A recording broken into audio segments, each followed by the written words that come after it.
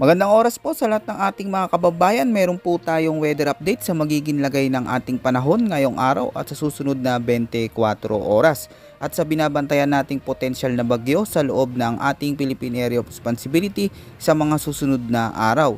Yan po yung sabay-sabay nating alamin lahat yan mga kababayan dito po sa ulat panahon ko ngayong araw na ito. Sa kasalukuyan mga kababayan ay patuloy pa ring umiiral ang Intertropical Convergence Zone na siyang nakakaapekto at nagdadala ng mga pag-ulan lalo na dito sa malaking bahagi ng Mindanao at easterlies naman ang nagdudulot ng malinsangang panahon sa nalalabing bahagi ng ating bansa. At dahil nga sa mga pag-ulan na dala ng Intertropical Convergence Zone ay apektado po ang mga lugar ngayon mga kababayan, dito po yan sa bahagi ng Palawan at Mindanao.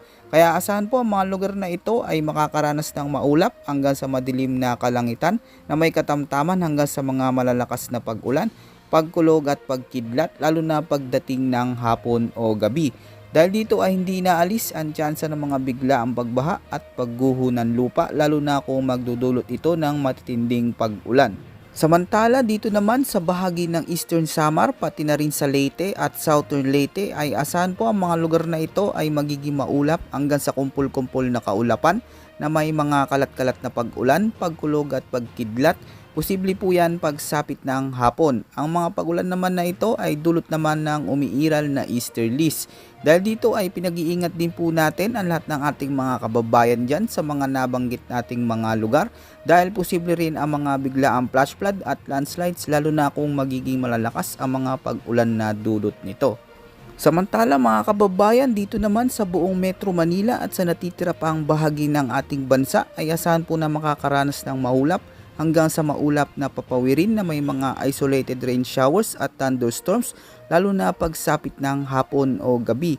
Posible rin ang mga baha at pagguho ng lupa lalo na kung may mga severe thunderstorms. Sa kasalukuyan mga kababayan ay patuloy nating binabantayan itong low pressure area na bahagyang lumalakas bilang bagyo at posible nga itong magdala ng malalakas na mga pag-ulan lalo na dito sa malaking bahagi ng Mindanao. Makikita nga natin sa ating weather forecast mga kababayan na unti-unti nga itong kumikilos palapit dito po yan sa malaking bahagi ng Eastern Visayas at sa may Caraga. At posible nga itong lumakas bilang isang bagyo sa mga susunod na araw. Kaya maigi po mga kababayan yung mga dapat po nating gawing paghahanda lalo na ngayong may paparating na bagyo. At sa mga susunod naman na araw mga kababayan ay posibleng daanan nito ang bahagi ng Silangang Mindanao at kikilos papunta po dyan sa mga lalawigan sa Negros Oriental hanggang tumawid sa malaking bahagi ng Southern Luzon at sa Visayas.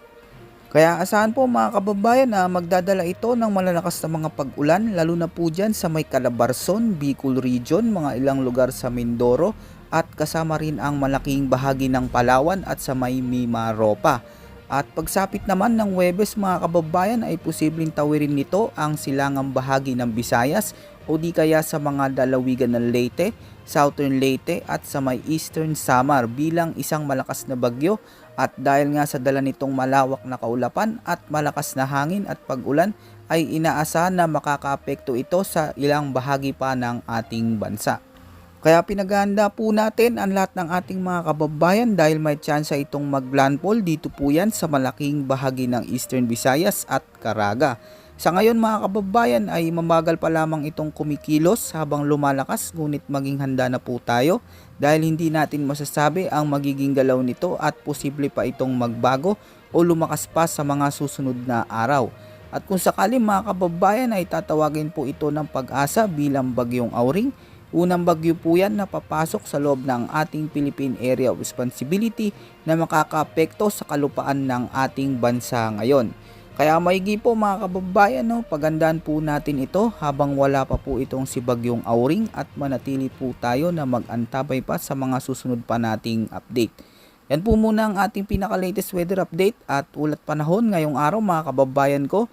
Ito po ang inyong weather forecast ng bansa. Maraming salamat po at ingat po sa ating lahat.